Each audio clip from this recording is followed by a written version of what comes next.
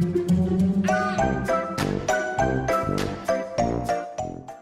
guys, Sandy here. Welcome back to the channel. Today I am playing with some new Brutus Monroe products.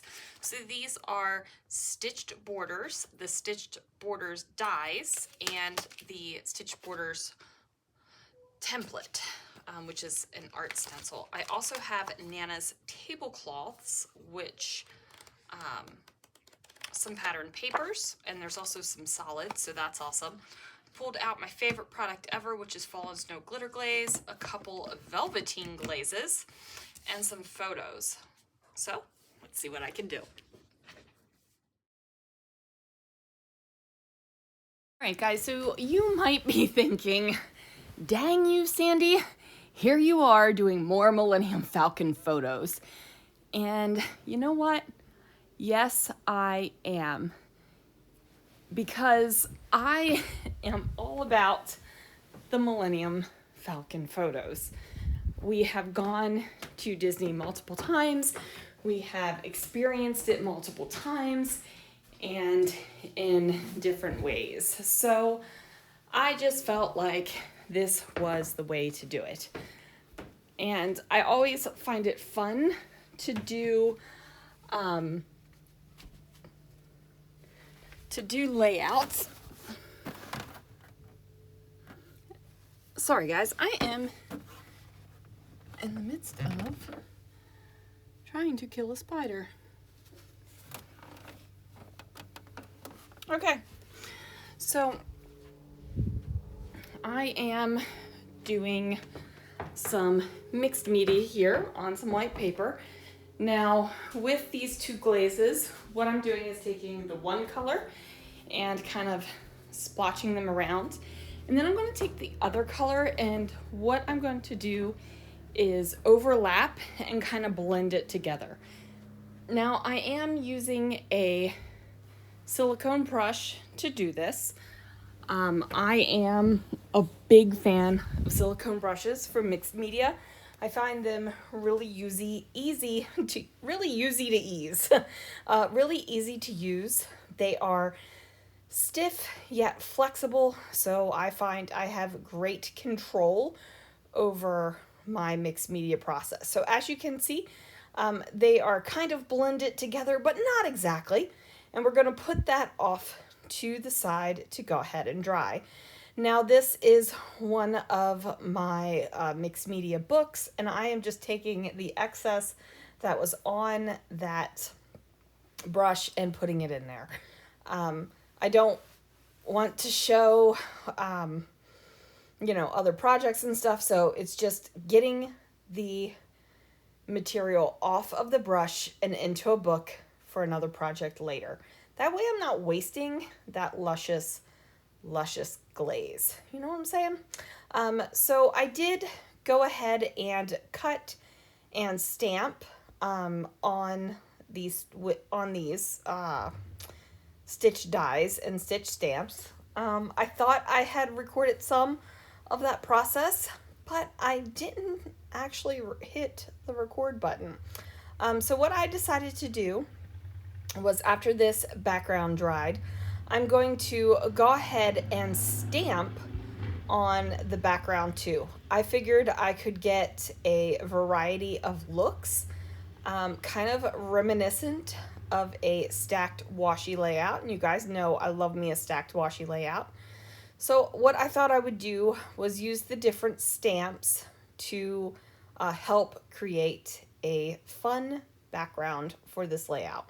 And I wanted this to kind of be like the layout, the project that shows you that you don't have to use products for their exact intended purposes. Do you know what I mean? So these are stitched stamps and dies. I ultimately didn't end up using the stencil.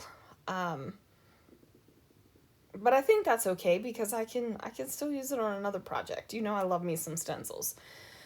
So this came out with the brunch release, and you'll see when I use Nana's tablecloths paper pad. But did anyone ever think, man, these are going to be great for Star Wars layouts? Probably not. Um, but, sometimes it just works. Now, there are two photos that are going on this layout. One is actually a shot of the outside of the Millennium Falcon, and the other is a picture of the screen with how much profit we made at the end. Now, if you've never ridden or experienced Smuggler's Run, it is a truly fun experience, okay? You have pilots, engineers. Well, I can't think of what the other ones are. I don't remember, but there's another one too. And you press buttons, and you actually do react, and you actually do have a say in how you are basically, driving the spaceship. So part of the thing is you want to make as much profit as possible, obviously, because you are a smuggler. Um, so I decided to take these white foam stickers and go ahead and place them down the left hand side of my page. Now these came from my stash, and I just wanted to really call attention to the amount of profit that we made. Like, that's the whole point of it. I have plenty of layouts about the Millennium Falcon, but not really anything kind of giving a nod to the purpose of the ride. I say the ride, but it's a ride slash experience, to me at least. So I felt like doing this kind of layout would add like a whole bunch to my Millennium Falcon story, which spans across multiple Disney trip albums. So anyway, you can see me adhering down the dies, the stitch dies, which have also been stamped with Raven detail ink from Brutus Monroe. So I am using a combination of liquid glue and glue runner tape, glue tape, ATG, to get these stuck down. And see what I mean. Wow, this is some really bad English. See what I mean about reminiscent of a stacked washi layout. Yeah, so there is that. So I'm going to go ahead and get these bits adhered down, and then I'm going to place my photos down as well. And I want to make sure that I have a good amount of that background that I just created showing, right? Like, I don't want to cover it all up. I am going to cover up a section because the photos do have to cover up part of part of the background, because the photos are going on top of the background. So obviously something's going to be covered up. But I feel like I needed to position this so that it had the best view. And that's what I'm doing right there. And then once I figure that out, I'm going to put it down. And then I pull out the Nana's tablecloth paper pad. And I'm just trying to figure out what papers I want to bring in. Now, I really appreciate this paper pad because it has great colors, first of all, and second of all, it has solids on it as well, which is fantastic. I think that using the stitched stamps and dies on the solid paper, chef's kiss. Anyway, I'm going to fussy cut out this. It does look like a tablecloth. This tablecloth paper right here. I fussy cut out the circle, and then I'm gonna fussy cut out these little I don't know what to call them. These little wang doodles right here, right? Like, I don't know exactly what to call them, but I'm fussy cutting those guys out too.